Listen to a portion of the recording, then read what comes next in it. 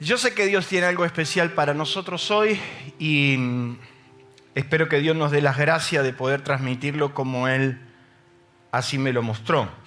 El domingo pasado tuvimos una palabra muy fuerte de parte de Dios. ¿Cuántos han recibido? Y si no estuviste el domingo pasado, no podés perder ese mensaje. Está en el canal de YouTube, lo podés escuchar. Que significa grandes pérdidas y extraordinarias ganancias. Y hemos enseñado por la palabra que vale ser un buen perdedor para ganar. Pero en esta mañana Dios puso en mi corazón que podamos escuchar de alguna manera lo que esa palabra, lo que ese título dice y mucho. Y que muchas veces la hemos escuchado y hemos hablado acerca de el daño colateral. ¿Lo escuchó alguna vez? Esa frase fue acuñada por el ejército de los Estados Unidos después o durante la guerra de Vietnam. Y lo acuñó de tal manera que a partir de esa instancia el gobierno, lo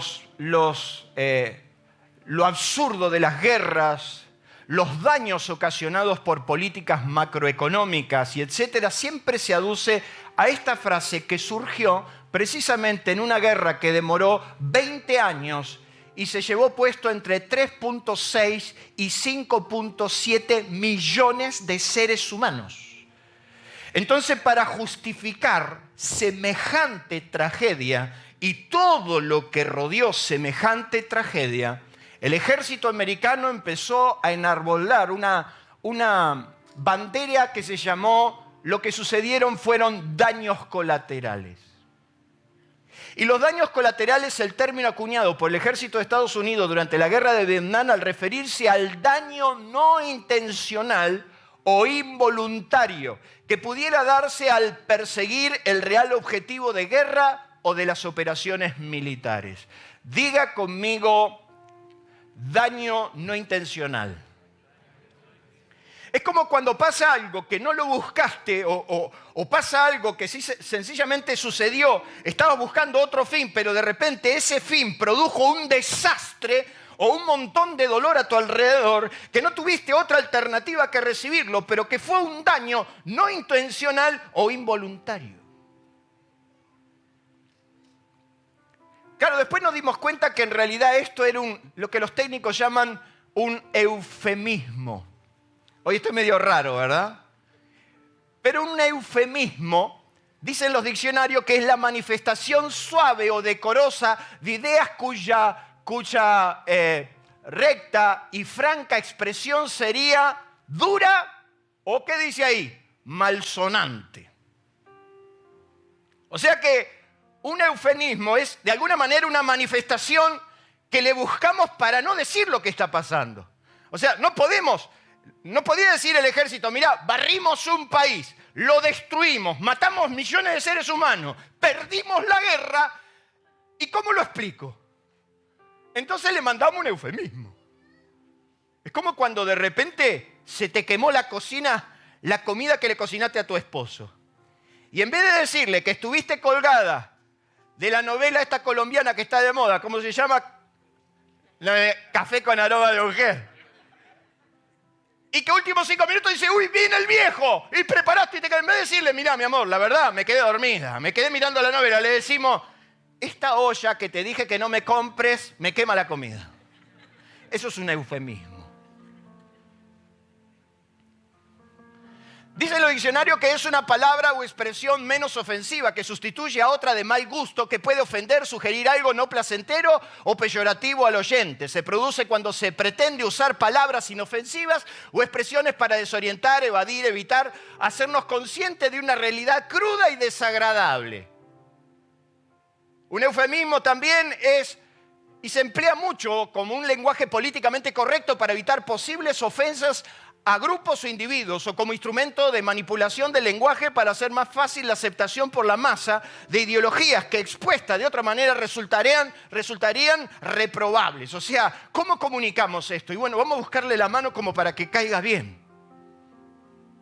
A eso lo enmarcamos dentro de una sigla que dice daños colaterales. Pero yo he aprendido que las cosas hay que hablarlas como son. Y allá por el 1500, cuando la iglesia, la primera iglesia, la iglesia católica, fue dividida por el fraile Lutero. Lutero fue quien creó la revolución dentro de la iglesia católica y entonces fundó la iglesia protestante, lo que es hoy la iglesia evangélica. La iglesia evangélica nace de las manos de Lutero. Un fraile que se rebela y se da cuenta que estaban fuera de la palabra.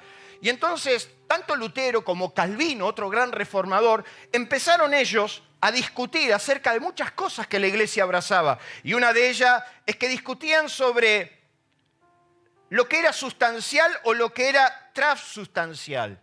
La iglesia católica creía que cuando se comía el pan y el sacerdote lo bendecía, el pan se transformaba en el cuerpo de Cristo. Y cuando se tomaba la sangre, el vino se transformaba en la sangre de Cristo literal. En eso es la transustantación. La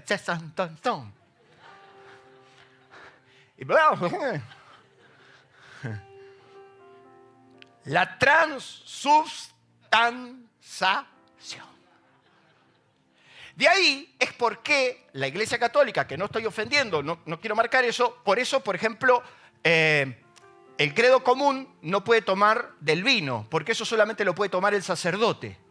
Y a la gente solo se le da la hostia, y cuando se le da la hostia, esa hostia dice que se transforma en el cuerpo de Cristo. Sin embargo, Jesús dijo que era un símbolo, no era así, y dijo que participemos todos. Y entonces estaban en esa discusión, si el pan era el cuerpo o el vino era el cuerpo. Y entonces este muchacho, Ulrico Zwinglio, hay que ponerle Ulrico, hoy vengo trabado, pero me tocó la peor, fue en el año 1500 que creó esta frase tan popular: al pan, pan, y al vino, vino. Y ahí se aclaró. El pan es pan, el vino es vino. Es como cuando un día fui a Madrid y entonces con unos amigos fuimos a comer a un lugar muy antiguo y fuimos a comer y ellos son amantes del queso y le pedí queso. Y entonces viene el mozo a traerme el queso. Y cuando viene con el queso le digo, ¿y cómo es el queso? Y el mozo me miró y me dice, el queso es queso. Yo quería saber qué sabor tenía, o sea, qué tipo de queso, ¿viste? Que soy medio preguntón. Y entonces le digo, pero ¿qué sabor tiene? El queso es queso y sabe a queso. Como diciéndome, no me preguntes cosas absurdas. Entonces hoy vamos a llamar las cosas como son, porque hay muchos daños colaterales que hemos vivido estos años y los tenemos que aclarar. Salomón es el que dice en uno de sus pasajes tan memorables, que dice que manzana de oro con figuras de plata es la palabra dicha como conviene. El hombre se alegra con la respuesta de su boca y la palabra a su tiempo. ¡Cuán buena es! Errores involuntarios. Entonces yo quiero hablarles de lo que nos dejó la pandemia. ¿Se anima? Me deja en 2 o 3 horas lo suelto. Una frase que se escucha mucho hoy. Lo que nos dejó la pandemia. Y entonces a todos le echamos la culpa a la pandemia. Pero ya hay ciertas características que las tenías antes de la pandemia. Que la pandemia lo agravó. Pero siempre fuiste un poquito caprichoso antes de la pandemia. Sin embargo, esta frase que se escucha y mucho es una expresión, es una frase que empieza a ser motivo de consultas y análisis de todo tipo, que a pesar de lo pronto que es, ya podemos tener conclusiones muy exhaustivas de la conducta social que ha dejado todo esto. Y en la vida cristiana también. Diga conmigo, en la vida cristiana también. Entonces ya los sociólogos, los psiquiatras, los psicólogos, los expertos en conductas sociales empiezan a observar ciertas conductas que se dan precisamente en naciones y sociedades como las nuestras, que con este tiempo y con este proceso se han agravado. Y entonces, ¿qué pasó? La pandemia nos dejó un montón de cosas. Nos mostró lo frágiles que eran nuestras familias, nos mostró lo frágiles también que era nuestra fe, nos mostró un montón de cosas que de alguna manera pusieron en evidencia. No lo provocamos. Un 20 de marzo del 2020 nos dijeron a encerrarnos en casa. Y hasta nos pusimos contentos porque empezaron las vacaciones. El problema es que duró mucho. Y entonces empezaron los problemas de convivencia. A ver, ¿cuántos tuvieron problemas de convivencia, por ejemplo, durante la pandemia? Levanten la mano. Entonces, la pandemia nos ha dejado bastantes cosas, pero fueron problemas involuntarios. Dejaron marcas, dejaron situaciones, golpes que no estaban planteados, que sencillamente son daños colaterales que te marcaron, que marcaron tu temperamento, que marcaron tu convicción, tu comportamiento. Hasta tomaste decisiones en base a lo que viviste, porque de repente te diste cuenta por dónde pasaba la cosa. Y es el apóstol San Pablo el que, teniendo un problema que no podía manejar, un problema que Dios permitió y que le cayó y que no podía solucionarlo, que de alguna manera escapaba a su manejo, porque lo que nos ha dejado y lo que ha planteado es que de repente vos podías ser lo que fueras, pero la pandemia no la pudiste manejar y hay un montón de cosas que no pudiste manejar y de repente comportamientos a tu alrededor y cosas que fueron pasando que no pudiste manejar. De repente te tocó despedir seres queridos que no los pudiste ni despedir, ni siquiera pudiste hacer el duelo. Entonces fueron cosas que no pudiste manejar. Pablo un día tuvo cosas que no pudo manejar y es en Corintios cuando él cuenta su experiencia, que le pide a Dios que lo libre de su aguijón, le pide a Dios que le quite ese dolor, le pide a Dios que lo saque de esa circunstancia, le pide a Dios que haga un milagro, le pide a Dios que haga algo. ¿Cuántos alguna vez le dijeron a Dios, Dios, hace algo? ¿Lo dijo? Hace algo. Yo el martes estaba ahí tirado de rodillas y le decía, Señor, no me sueltes la mano ahora. Porque hay instancias donde no lo podés manejar. Hay cosas que te pasan que no las podés cambiar. Y entonces, ¿dónde están las promesas? ¿Dónde están los milagros? ¿Dónde está la palabra? ¿Dónde está todo? Entonces Pablo le pide a Dios. Y Pablo no era un ángel caputo. Pablo era un hombre que estuvo en el tercer cielo, que estuvo delante del trono, que escuchó palabras inefables que no las podía ni replicar, que tenía revelación, ciencia, pero en esta ocasión le pide a Dios que haga algo, 3 ocasiones, y Dios sencillamente le dice, bástate mi gracia, porque mi poder se perfecciona en la debilidad. Por tanto, de buena gana me gloriaré más bien en mis debilidades para que repose sobre mí el poder de... La respuesta que recibió de Dios es, bástate mi gracia.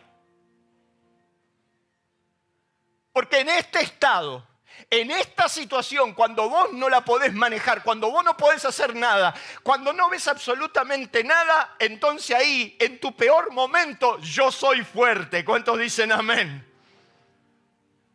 Pero mire lo que dice esta traducción. La Biblia latina dice, te basta mi gracia, mi mayor fuerza se manifiesta en la debilidad. Amad dice, bástate mi gracia porque el poder mío brilla y consigue su fin por medio de la flaqueza. Y la Nueva Traducción dice, mi gracia es todo lo que necesitas.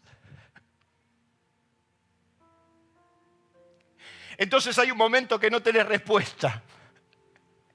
Hay un momento que tu justicia no sirve de nada.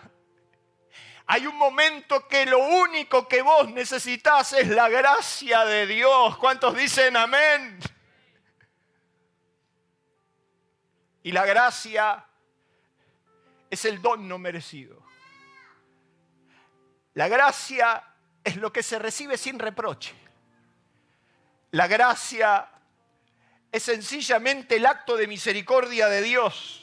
El corazón y el ánimo de Dios inclinado a tu propia miseria para rescatarte. Y yo bendigo a Dios. Yo alabo a Dios. Porque Jesús dijo, el que a mí viene, yo no lo echo nunca fuera. Y cada vez que fuimos hechos pedazos en las manos de Dios, Dios te rescató y Dios me rescató. Dele un fuerte aplauso a Dios por eso. Lo único que necesitas es mi gracia. Lo único. Entonces entendés cómo por un toque de gracia la suerte de cualquier impío puede cambiar. Cómo la mano de gracia de Dios solamente con su toque puede recomponerte, cambiarte, cambiar tu destino, cambiar tu propósito. Pero la pandemia nos dejó muchos daños colaterales. Y me he concentrado en lo que los sociólogos inclusive dicen que son los más observados en este tiempo, y yo quiero decirles que eso también se refleja en la sociedad. Un individualismo tan atroz, un individualismo tan fuerte que nos lleva a suponer que solo, ¿qué dice ahí? Solo es mejor.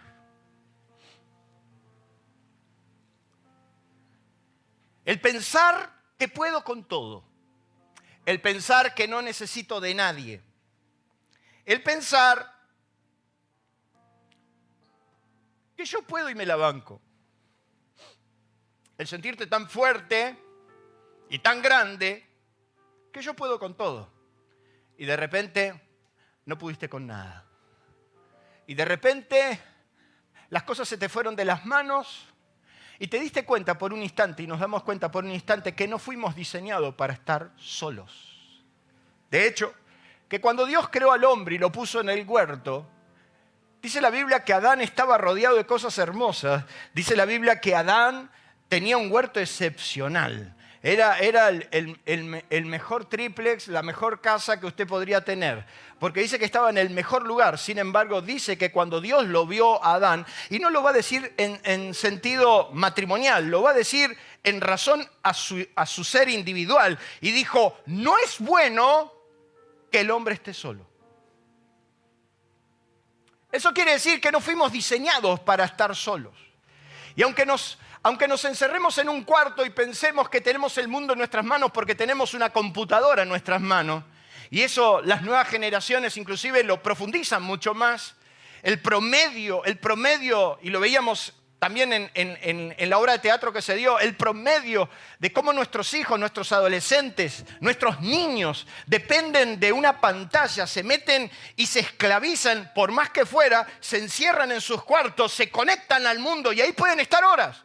¿O a usted no le pasa? ¿Usted no tiene algún hijo vampiro, por ejemplo? Son vampiros, estos viven de noche. Y si usted lo ve, cuando entra al cuarto está todo cerrado. Y si hay una indejita de luz, le ponen un trapo para que no se vea. Necesita estar en oscuro. Y entonces a las 2, 3 de la mañana yo me sobresalto porque escucho puertas. ¡Plum, plam, pa! Son vampiros. ¿No se dan cuenta que no fuimos diseñados? Necesitamos sociabilizarnos. Necesitamos comunicarnos. Necesitamos mirar expresiones. Necesitamos vernos a los ojos. Necesitamos hablar.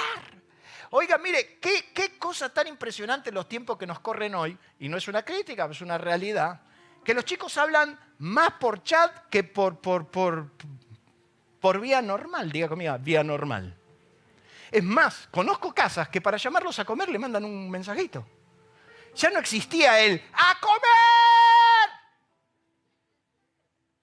No, le mandamos un WhatsApp porque lo va a leer mucho más rápido. Pero uno de los daños que los técnicos están hablando es un individualismo atroz.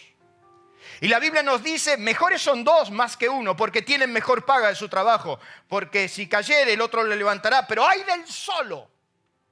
¡Ay del que está solo! No fuiste diseñado para pelearla sola. No fuiste. Por eso necesitas una familia. Por eso Dios estableció la familia.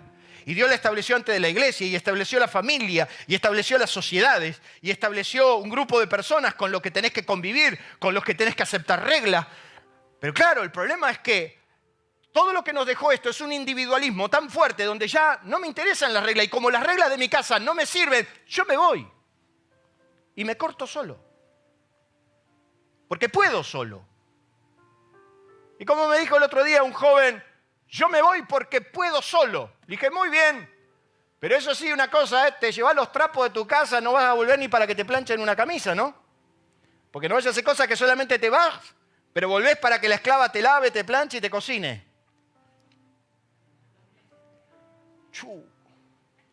Los padres por lo menos podrían...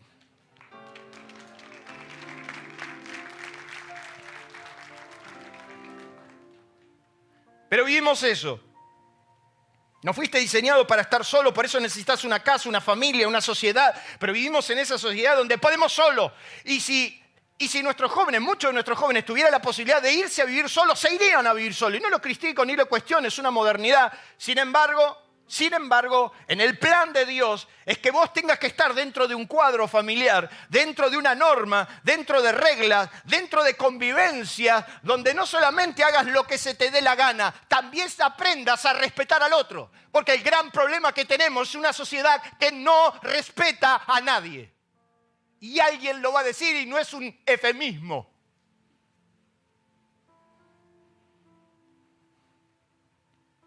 Yo no puedo entender cuando Jesús le preguntaron cuál era el gran mandamiento.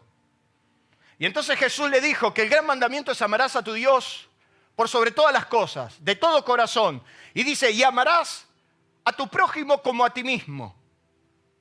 Eso estaba en la ley, eso no fue nuevo.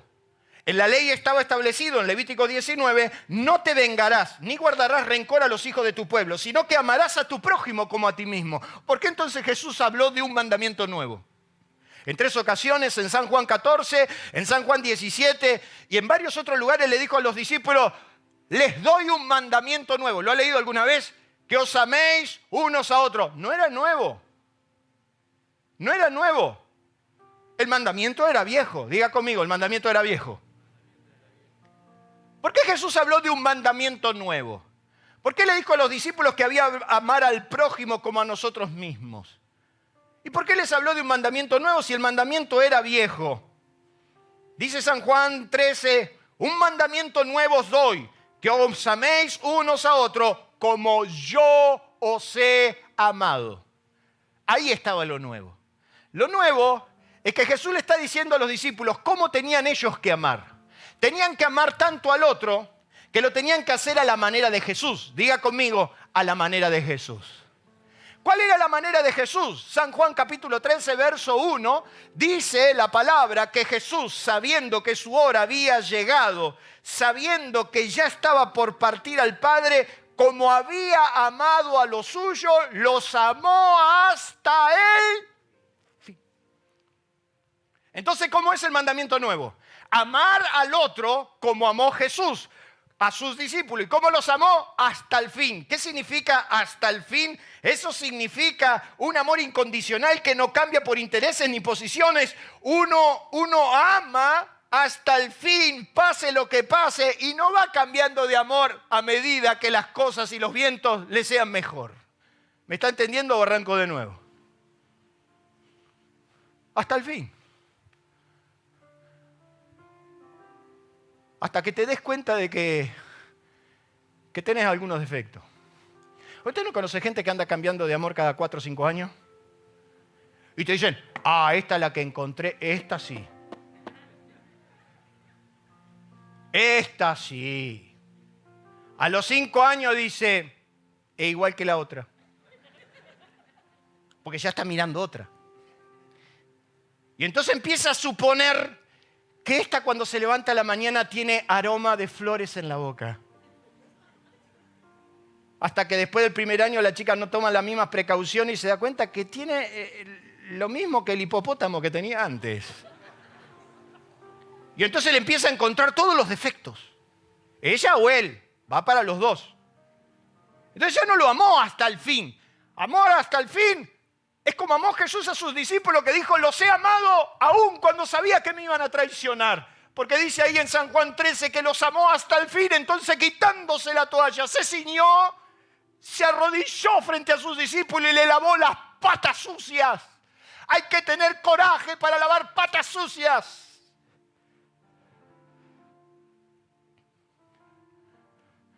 Hay que amar a un padre cuando ya no puede vivir por sí mismo. Hay que amar y sostener a la persona que decimos amar aún cuando está en la peor.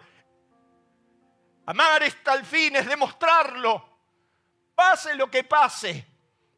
Dice que Jesús los amó hasta el fin. Y entonces amar hasta el fin será, aunque papá tenga un relato medio duro, aunque el viejo a veces se le va la mano, mi deber es amarlo hasta el fin. Y aunque ese chico da ganas de agarrarlo y ya sabe usted, hay que amarlo hasta el fin. Porque hagan lo que hagan estos dos que están ahí y los que vengan atrás de ellos, siempre serán mis hijos. Y uno ama hasta el fin. Y a veces, Carlos, no te toca la nuera que pensabas, pero bueno, hasta el fin. Y por eso yo me siento orgulloso que tengo amigos, que son mis amigos hace 30, 40 años. Yo pude valorar la amistad de mis amigos, pase lo que pase, hasta el fin. Entonces a Dani lo conozco hace 22 años, hasta el fin. Y a vos por ahí te conozco hace 5, pero es hasta el fin. Y cuando me paré en un altar ante Dios, le dije a mi mujer, hasta el fin. Y la semana que viene, no es un eufemismo, cumplimos 30 años casados, hasta el fin.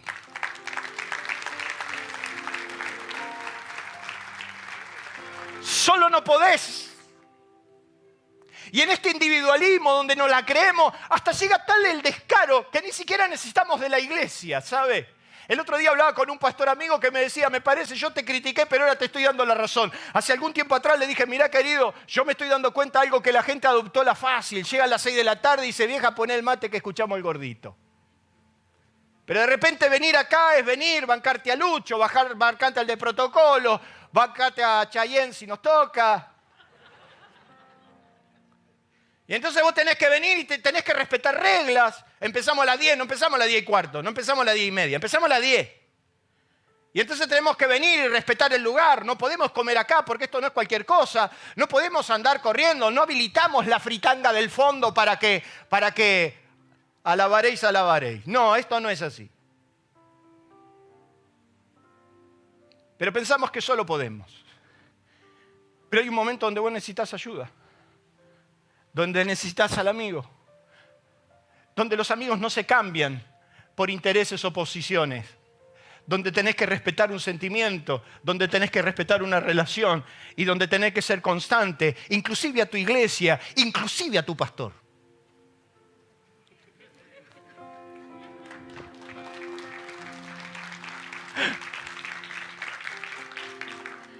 Pero la pandemia nos dejó eso. Nos hizo pensar que solo podemos. Otro daño colateral que dicen los técnicos es que el ego está a la orden del día. El ego. El egoísmo, inmoderado y excesivo amor a sí mismo. Yo me amo. Ese ego tan particular que nos hace creer o pensar que estamos por encima del otro. Nos hace entender o pensar que yo soy mejor que el otro. Y que entonces yo, como soy mejor que el otro, yo tengo derecho a juzgarte. Y no nos damos cuenta que Jesús dijo algo muy sencillo. En lo que juzgas a tu hermano, te condenas a ti mismo. Y entonces yo quiero que usted abra su Biblia, porque lo veo muy pasivo, y vaya usted a Lucas capítulo 18, por favor. ¿Está recibiendo? Lucas capítulo 18.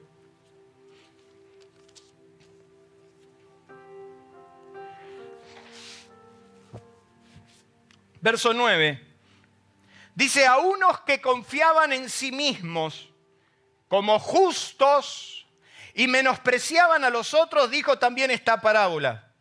2 hombres subieron al templo a orar, uno era fariseo y el otro era publicano. El fariseo puesto en pie oraba consigo mismo de esta manera, Dios te doy gracias porque no soy como los otros hombres, ladrones, injustos, adúlteros, ni siquiera como este publicano que está orando. ayuno 2 veces a la semana, doy los diezmos de todo, intachable. Lo que estaba expresando ahí era su ego, su egoísmo más crudo, de pensar que precisamente él estaba, su ego particular, bien. ¿Vio que usted no conoce gente que tiene problema de ego? ¿Vio gente que habla del yo y del... Nadie corta el pelo como yo, dice Rubén. No, nadie. Usted está, por ejemplo, diciendo, ayer me hice un asadito. Ah, sí, ¿y cómo lo hiciste? No, bueno, yo le tiro el carbón. Ah, no, yo te voy a decir cómo se hace. El asado lo hago yo. Vos no existís, flaco.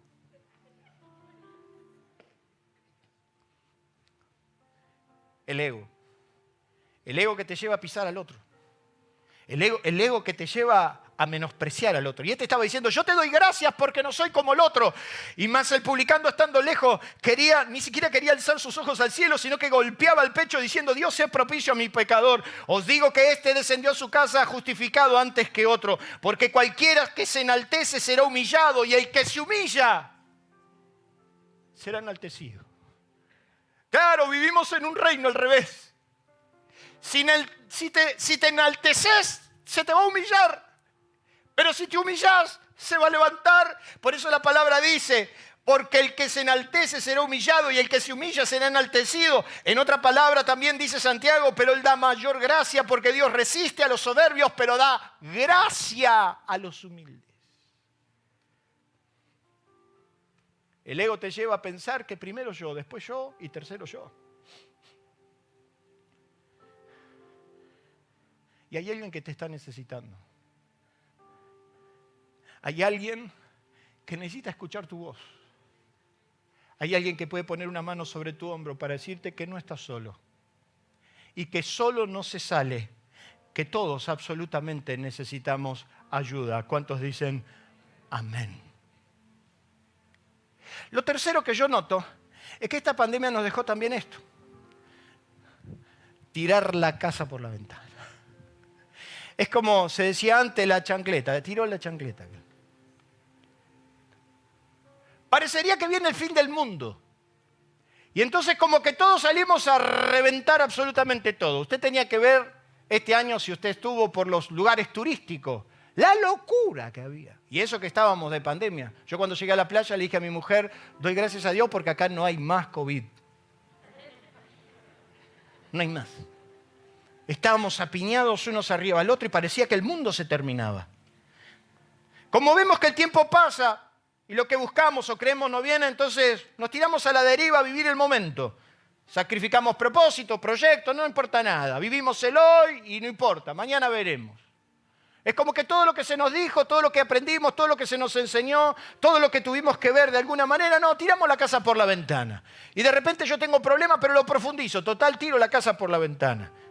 Así estaban los discípulos en San Juan, en el capítulo 21. Es interesante ver la crónica porque Jesús se había manifestado a los discípulos durante 40 días. Durante 40 días Jesús hizo milagros de todo tipo, lo dice Lucas en el libro de Hechos, manifestando su gloria durante 40 días todo el tiempo, y los discípulos recibieron eso. Pedro fue uno de los que más recibió, y de hecho que fue el que primero llegó y vio en la tumba vacía, o sea que comprobó la resurrección de nuestro Señor Jesucristo. Los discípulos estaban encerrados en una casa y de repente Jesús atravesaba las paredes y le mostraba las manos. Diga conmigo, qué chucho, ¿verdad? Imagínate que Jesús de repente se aparece acá, pasa esa pared y se aparece. ¿Qué haríamos? Y dice la Biblia que los discípulos no lo reconocieron. Claro, estaba desfigurado por la cruz porque mantuvo su posición. Pero lo cierto es que Jesús le muestra las manos y le dijo, miren, mírenme, yo soy. Y les hace milagros. Y le demuestra sanidades y les habla del reino. Y le dicen, quédense hasta que yo ascienda y entonces van a ser llenos del Espíritu Santo. Sin embargo, en San Juan capítulo 21 dice que Pedro, el líder del grupo, junto a otros 6 sátrapas más, o sea, 7 discípulos. No era uno, viste que uno anda a veces medio bajoneado y pintó la depre y bueno, justo te juntaste con el otro que peor que vos, te arrastra, te lleva al fango. ¿Usted no tiene gente que si lo agarra mal parado, lo lleva al fango? ¿Usted no tiene eso? Gente que te habla mal del pastor, mal de la iglesia, mal del país. Te querés suicidar cuando salís de verlo. Pero eran 7 de 11. O sea que había que estar mal colectivamente.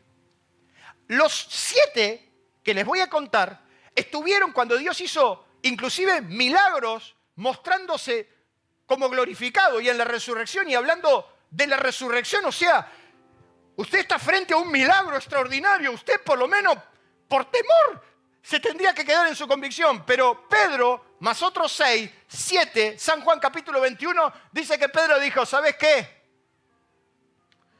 Me voy a pescar. Y entonces dice que agarraron los otros 6 y dijeron, nosotros también. Es porque viste que hay gente que siempre sigue al cacique, ¿verdad? Siempre hay un indio que lo sigue. Y entonces dice que agarraron y dijeron, vamos a pescar.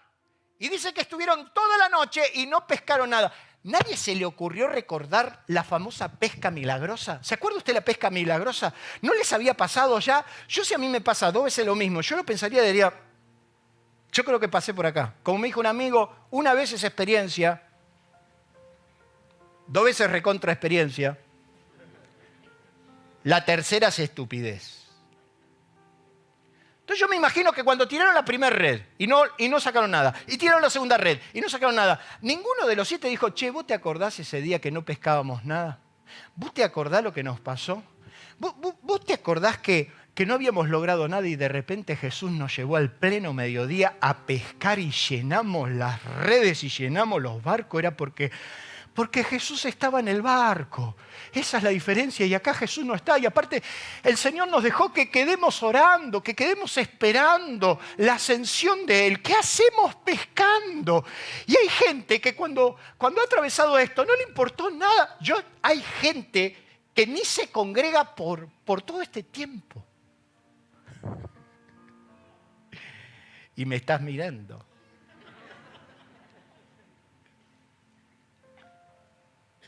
A nadie se le ocurrió decir, pero no, esto ya lo vivimos.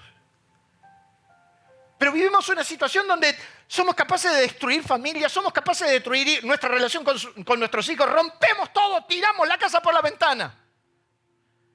Y es Jesús que con amor apareció en la orilla para decirle, hijitos, ¿tienen algo de comer? Y dijeron, no, es a la derecha. O sea, toda la noche habían tirado exactamente al lado opuesto. La bendición estaba, pero no tenían la dirección de Jesús. Estaban los peces ahí al lado de ellos, pero ellos estaban tirando al lado equivocado. Y cuando vos estás tirando al lado equivocado, por más que te mates, por más que te esfuerces, no vas a sacar un solo pez. ¿Cuántos bendicen a Dios por eso?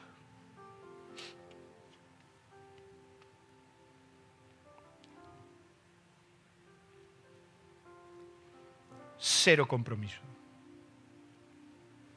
No existe el compromiso. No existe el comprometerte con algo. No nos comprometemos ni siquiera con nuestra sociedad, no nos comprometemos ni siquiera con nuestros seres. Cero compromiso. Entonces asumimos que sencillamente las cosas son la que fueran y no tenemos compromiso con nadie, no tenemos ni siquiera un compromiso real. Nos cuesta aceptar, dicen los técnicos, no lo estoy diciendo yo, que la sociedad hoy está viviendo una falta de compromiso a todo. Somos una sociedad que no respeta reglas y por eso las cuestionamos. Y estamos todo el tiempo cuestionando la regla. ¿Y por qué hay que pagarle al fondo? ¿Y por qué? Porque algún día fuiste y le pediste prestado. ¿Y por qué? ¿Y por qué? Y entonces cuestionamos lo que no podemos ni siquiera cuestionar. Mejor es decir, por favor, denos una mano. Y no estoy fijando postura. Sino que sencillamente tenemos cero compromiso hasta con lo que nosotros nos hemos comprometido. O sea, hasta lo que nosotros hemos asumido tampoco. Entonces decimos, ¿y qué querés? Mira lo que nos está pasando. Y mira, ¿y qué querés? Usted no escucha esa frase, ¿y qué querés? ¿Y qué querés? ¿Y qué querés? ¿Y qué querés? Levántate y andá a hacer algo. Vos tenés un compromiso, viejo. Vos tenés que comprometerte y asumir ese compromiso. Y como no tenemos compromiso, entonces cuestionamos todo el tiempo. Y entonces no valoramos, no tenemos un compromiso ni siquiera con Dios. Ni siquiera con lo que Dios nos ha dado. Así era Saúl, un bruto del campo, que era dueño de la primogenitura. La primogenitura era un título que le daba el rango y las prerrogativas del padre y le tocaba el doble de la herencia. El primogénito varón tenía derechos sobre sus hermanos. El primogénito, cuando el papá se moría, heredaba todas las directivas y se le daba el doble porción de la herencia. Eso tenía Esaú. Pero dice la Biblia que Esaú vino del campo cansado. Y entonces dice que precisamente Jacob estaba haciendo un guiso, y un guiso rojo ahí, que ve todo el chorizo colorado que le metió ahí adentro. Y dice que estaba haciendo el guiso, y cuando vino Esaú dijo, ¡ay, Dios mío, qué rico guiso! ¿Me das una porción que estoy cansado? Dice que Esaú estaba cansado. Y entonces Jacob, que era muy inteligente, dijo, vendeme la primogenitura. Fue sagaz, porque la primogenitura se podía vender, pero si yo soy el hermano mayor y mi hermano menor, póngale que Josecito, que me está mirando, en plena sudestada de Mar de Ajó, gloria. Entonces, yo vengo acá y soy el hermano mayor y le digo a José, che, ¿me das una porción de que estoy muerto de hambre? Y me dice, si no me vendés el lote de Mar de Ajó, no te lo doy. Yo te reprendo, Satanás, que lote ni note. Dame que te doy un esquiafo que me... Esaú le tenía que haber dicho a Jacob, ¿qué? ¿Qué te pasa? A ver si te tengo que explicar que yo soy el hermano mayor y yo tengo la primogenitura. ¿Sabés qué? Vos a mí no solamente me tenés que dar ese guiso que estás haciendo, vos me vas a tener que dar parte de tu herencia. Yo soy el hermano mayor. Así me dice Carlos cada vez que lo llamo y le digo, che, si no te llamo vos nunca me llamás. Dice, yo soy el hermano mayor. Mira vos. Entonces dice la Biblia que Esaú dijo, he aquí que me estoy muriendo. Estoy muerto de cansado. ¿De qué me sirve la primogenitura? Dale, te la vendo. Júramelo, le dice el otro, porque dijo, lo agarré dormido, júramelo. Y el otro le dijo, bueno, te juro, ¿dónde te juro? Por lo que quiera, por el plato. La mano bajo el plato, júrame, júrame. Y dice la Biblia que así menospreció Esaú la primogenitura que Dios le había dado. Así despreció lo que Dios le había dado. Entonces cuando el libro de Hebreos lo recuerda a Jacob, lo recuerda como el prófano Esaú, perdón. Y profanar es atravesar el umbral de lo sagrado a lo vil. Es cuando no tenemos compromiso ni siquiera con lo de Dios. Y como no tenemos compromiso con Dios, entonces no valoramos lo de Dios y entonces lo vendemos al mejor postor. Lo vendemos por un plato de lentejas, si es necesario. Sin compromisos. No vendas tu dignidad.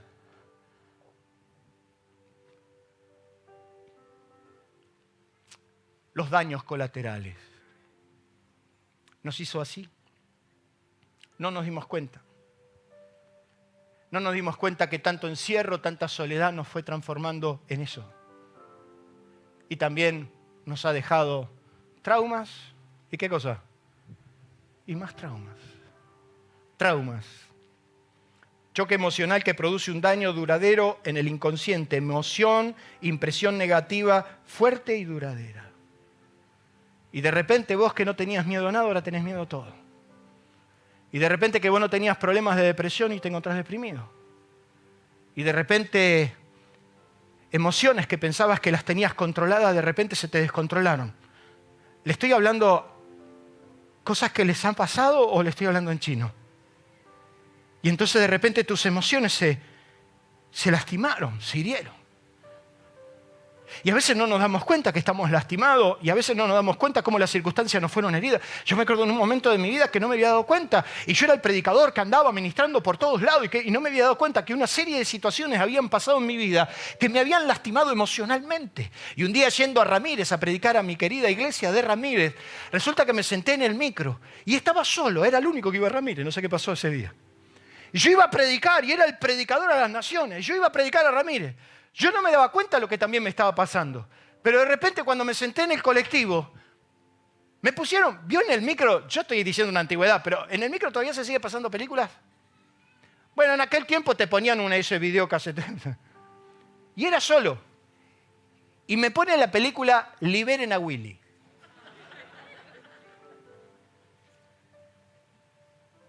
Y yo empiezo a ver la película. Y de golpe me encuentro llorando. Y me pongo a llorar.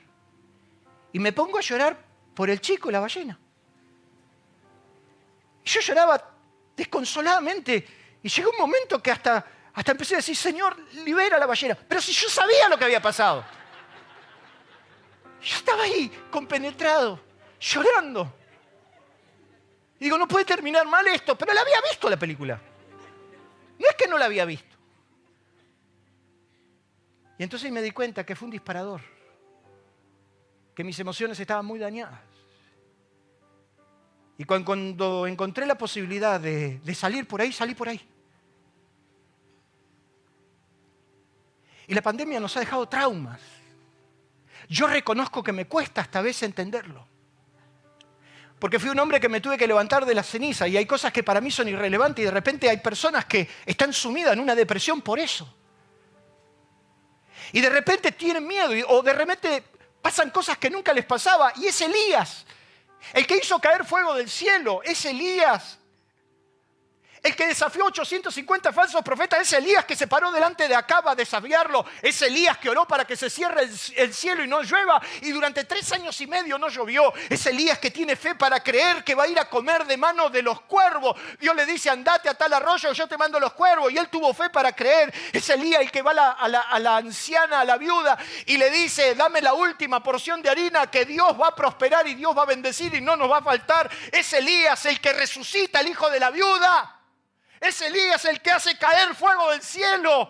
Es Elías el que le corta el cuello a los 850 y hace temblar un reino. Es Elías que acto seguido Jezabel lo amenazó de muerte y la Biblia dice que viendo el peligro se fue al desierto y se tiró debajo de un enebro y deseó morirse. ¿Cómo me lo explica? ¿Por qué tuvo miedo? ¿Por qué tuvo miedo ahora y antes no? Porque vio lo que antes no vio. El miedo viene para atarte. La Biblia dice que el que teme se agarra de un lazo. El miedo viene para esclavizarte. La Biblia dice que el miedo es un espíritu de esclavitud que te esclaviza. Y el miedo viene para condenarte, porque dice 1 de Juan que el que teme es condenado. Y de repente la pandemia nos llenó de miedo. Y nos viven llenando de miedo. Y toda la información nos viven pasando. Y ahora nos dicen que si alguien aprieta un botón puede morir 30 millones de personas en pocos días. ¡Paren un poco! Porque a pesar de todo lo que nos pasó, la gracia de Dios está disponible para todos nosotros y ayudarnos en nuestras debilidades, para que Dios se haga fuerte en nosotros y podamos salir adelante. Es la gracia de Dios. Pablo recibió ese mensaje de Cristo diciendo, solo mi gracia alcanza, bástate mi gracia, lo único que necesitas es la gracia. Y es Hebreos que dice que nos acerquémonos con confianza al trono de la gracia, para hallar ¿qué cosa? Misericordia y el oportuno socorro, con confianza. Termina diciendo Pedro que nuestro Dios es un Dios de toda gracia, que nos llamó a su gloria eterna en Jesucristo. Después que hayamos padecido un poco de tiempo, Él mismo nos va a perfeccionar, afirmar, fortalecer y establecer. La gracia va a quitar tus miedos, va a quitar tus emociones dañadas. Es la gracia de Dios lo que vos necesitas. Es venir al trono de la gracia para que Dios te sane. ¿Cuántos en esta mañana necesitan cambiar definitivamente toda esta tragedia que nos envolvió? ¿Se anima? Póngase de pie. ¿Cuántos en esta mañana necesitan definitivamente quitar de sus vidas todos esos daños para vivir en una nueva dimensión? ¿Cuántos en esta mañana son capaces de cerrar sus ojos, levantar sus manos al cielo? Usted está frente al trono de la gracia. Usted está frente a ese trono que puede hacer posible todas las cosas. Que tu suerte, tu vida puede cambiar aquí, ahora, en este instante. Es la gracia de Cristo. Dice la Biblia que abundante gracia vino sobre Cristo y nosotros tomamos gracia por sobre gracia. En esta mañana yo te quiero invitar a que vengas al altar de Dios, ahí donde estás, cierre tus ojos, estás frente al altar de Dios. Es un altar de gracia, un altar que no te condena, un altar que no te juzga, un altar que no te intimida, no te avergüenza, un altar que no te dice lo malo que hiciste todo, un altar que te recibe para sanarte, un altar que te recibe para consolarte, un altar que te recibe para confirmarte, un altar que te recibe para sencillamente afirmar amarte. Un altar que te recibe con misericordia eterna para levantarte, para acariciarte, para quitar de tu corazón todo temor, todo trauma, toda emoción violenta, todo lo que te está quejando, toda esa ansiedad que te está perturbando. En el nombre de Jesús, Pablo recibe ese mensaje de Dios. La gracia es lo único que necesitas. Venga la gracia de Cristo ahí donde está. Vamos, clame a Dios, hable con Dios. Dígale: Señor, quiero tu misericordia. Quiero que tu gracia se derrame sobre mi vida. Quiero que hoy tu gracia, Señor, limpie, sane todas mis heridas. Quiero que tu gracia hoy como un río pueda ir sobre mi vida y sanarme para la gloria de tu nombre. Reciba gracia de Dios. Reciba gracia, consuelo de Dios. Reciba ahí donde usted está la gracia del que vive.